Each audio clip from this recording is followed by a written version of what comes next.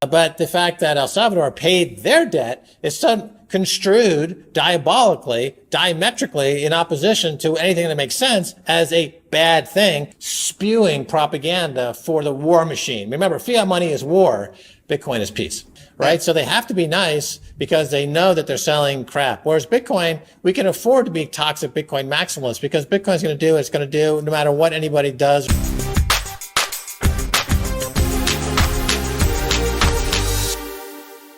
And so kicked off this whole week, which was another exciting week in El Salvador. So much is happening in El Salvador. The world is coming to El Salvador. Good news is happening in El Salvador. Cuba Plus is happening next week. You can talk about that later. But like a couple of other great stuff happening. No, I wanted to mention that this guy, Peter Zion, this guy has been given the, airtime on Joe Rogan's show, and he dissed Bitcoin. And now, cut to a few weeks later, he is on his own YouTube channel dissing El Salvador. So it's interesting that there is this sort of, Bitcoin is El Salvador is Bitcoin, President Bukele is Bitcoin, Bitcoin is President Bukele, that there's this these emerging sort of groups of people that they do defend the status quo. They are paid well in fiat and US dollars. And there's they find ways, a lot of this hate from the US democratic media sorts has emerged because of Bitcoin, because President Bukele has adopted Bitcoin for El Salvador. The fiat mindset, and we see it in the Bitcoin bashing and we see it in the El Salvador bashing. So I saw this guy, Peter Z, on his YouTube channel, made the rounds on YouTube, and he just makes categorically, provably false statements. There you got Peter Z. He's walking around the meadow somewhere singing provably false intonations like "the hills are alive with my bloviating lies." Well, the lies he was telling was he was, of course, concerned trolling El Salvador like much of the media does. And much of the status quo, just as President Bukele wrote on the cover article in Bitcoin magazine, where he said the status quo is against El Salvador. This is the fight for the future of humanity, he had said, that because they don't want Bitcoin to succeed, because Bitcoin is about individual sovereignty. It is the end of the kingmakers. It is the end of them getting to print money and determine who gets to do what in the world. Just recently, there was a Swiss newspaper that published a headline suggesting that it was bad that El Salvador had paid its debt. Somehow this is bad because whatever, they come up with blah, blah, blah reason, it doesn't matter. But all the headlines from months before then had been El Salvador is about to default. That's why we have to downgrade them. That's why we have to raise the cost of their credit. That's why we have to force their people to suffer. All of those things because they're going to default, and it's horrible and it's bad. And this proves that President Bukele's gamble on Bitcoin has failed. Peter Zion says, well, President Bukele ending the gang situation, the gang occupation. Anyway, he says that by President Bukele locking them up, that he will create mega gangs that will become the political party of the future. The idea that paying off debt is somehow a bad thing, right? So the paid media, the corporate media, they're able to take an issue like debt, and depending on the propaganda needs, they just flip it and polarize it to fit their propaganda. So in one case, in the U.S., for example, if the U.S. paid off its debt, it would be the most glorious, sensational story ever, covered by Bloomberg and Forbes. But the fact that El Salvador paid their debt is construed diabolically, diametrically in opposition to anything that makes sense as a bad thing. The president of El Salvador, Najib Bukele, is offering to its citizens individual sovereignty. I mean, yes. Let's not be,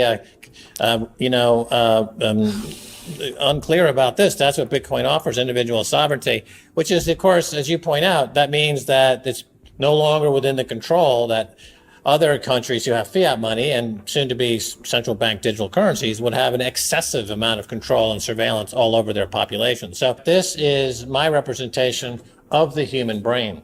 It looks like, I was going to say, it looks like a brain. Yeah, there we have it, you see? And I could design emojis. So the brain is the frontier whereby this war is taking place, the info wars, as somebody once coined. And so the info wars in the brain are where this battle is being waged. It's not, as you say, the galleons are floating around, and it's not territorial because the territory around the globe is pretty much all kleptocratically wrapped up. It's all about now what's between our ears, and that's where the war is taking place. And so that's where the ability for this guy to go on YouTube, Peter Z, and say provably, diabolically, diametrically wrong things, but with such confidence and such alacrity, that it fools a lot of people. Spewing propaganda for the war machine. Remember, fiat money is war, Bitcoin is peace. The dollar is better than Bitcoin, Paul Krugman said, because it is backed by men with guns. And he believes those men with guns have his back. So that's why he delivers these with complete confidence. But the fact is, unfortunately, Bitcoin has revealed a lot. And this is what you're seeing with these people. They still have the confidence. He's the Billy Mays of war propaganda, Baghdad Bob. And here's Peter Z, who's the Baghdad Bob of the Salvador propaganda, anti-El Salvador propaganda and anti-Bitcoin propaganda. But that confidence that comes to be able to speak publicly and confidently lies it comes from having no empathy, right? You have no empathy in your soul. Your soul is dead.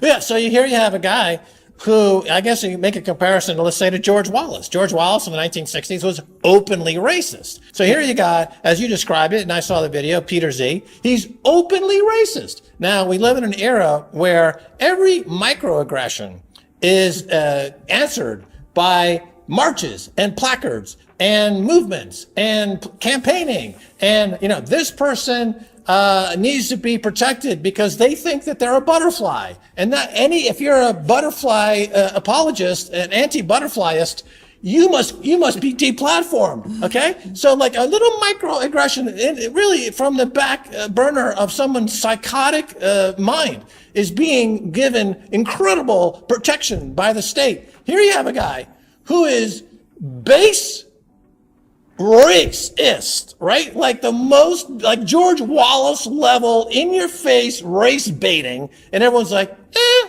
What they're against is freedom and liberty, because whatever they say, just understand it's the opposite. They said over and over and over that El Salvador would default. They told you that Bitcoin would cause a disaster here. And I said, where did the disaster happen? It happened in the United States. It happened with FTX. It happened with all those very doubly, triply, highly regulated New York entities in the crypto space. Like, all of the disaster happened where they live. They're against them adopting Bitcoin in particular. So they don't mind if you have an oligarch at the top. Most of the oligarchs, the owners of the tokens of the 22,000 shitcoins, most of those people are, American or European. They're one of those people who are, their skin colors and their nationalities are acceptable. With Bitcoin, obviously, nobody can control it.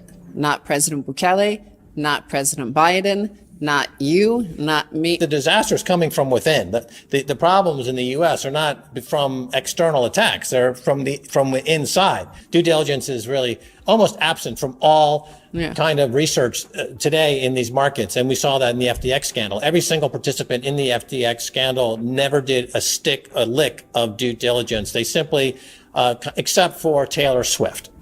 It really exposes a lot of everything that we've seen around us in terms of the crypto space. And she said, are all of these things you list on here, they seem like unregistered securities. And she's a pop singer. It's not even like a rock and roll sort of like John Lennon guy, sort of singer. She's like a pop singer. And yet she asked the one obvious question to ask. And none of this guys on CNBC who are pushing FTX, none of them, Scaramucci, Novogratz, Kevin O'Leary, none of them asked that question. It's the people like the Novogratz and the Scaramucci's and others who are in the business, who should know better, who have licenses, that proving that they've done some of their own accreditation and that they have knowledge of how these markets work. Never asked even the simplest of questions, are these unregistered securities? And what we know from that group of folks is that they're bottom feeders. So there's literally nothing that they won't do for a penny or a nickel. Bitcoin is revealing, and here it has revealed that Taylor Swift is a virtuous person, and those other guys are bottom feeding, not virtuous people. When you have a fixed amount of money available, and it's not a fiat money system where trillions are being printed to encourage this type of malfeasance, you end up having to develop values and things that make a character and a person virtuous, for example. And that's what's missing from today's environment. And it brings us back to Bitcoin, which is the perfect governance mechanism, which gives us perfect money. And to get back to your previous point, when you have the presence of perfect money and perfect governance, it's revealing. It's revealing because these guys used to be able to hide in the shadows of mass kind of crime waves without any yardstick to use to reveal exactly the nature of their malfeasance. With Bitcoin, it's really hard to hide when your character is infecting you in a way that's destroying any ability for equitable governance. And so this is, again, what Bitcoin here in El Salvador has ushered in the Bukele era, where so much is happening that's so positive because the yardstick of perfect money and perfect time preference is bringing about this kind of, as you point out, this Renaissance-like thinking. Taylor Swift rejected FTX, Sam Bankman-Fried's money. So you can go and search for yourself and look and see what A16Z said, the Andreessen Horowitz crypto fund. They met with Sam Bankman-Fried, and their notes are terrifying, that they were like, everybody knows that he was like a meth head, sort of, no, he was like addicted to Adderall or something. Like there's this notion amongst a lot of young people that they think they take this Adderall and it makes them smarter. So he was addicted to that. And everybody knows that. And he was spouting total nonsense, and you could read it in their notes, but they were like, don't interrupt him. This man is a genius just because we don't understand him. The greed underlying our modern society seems to be leading to an extinction event, one might argue.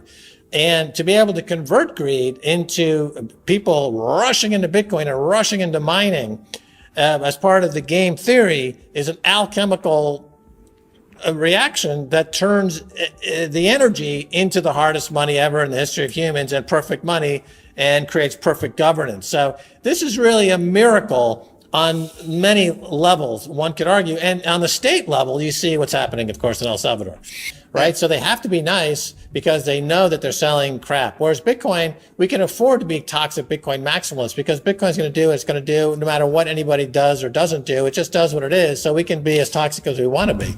Yeah, he should have just become toxic because they're coming for your gold, right? Which is Bitcoin. Yeah, exactly. Well, unfortunately, I'm naturally toxic and in a bad mood most of the time. So, me and Bitcoin are a good match. And Bitcoin maximalism has come along to catch up to my natural toxicity as just generally how I interface with humanity.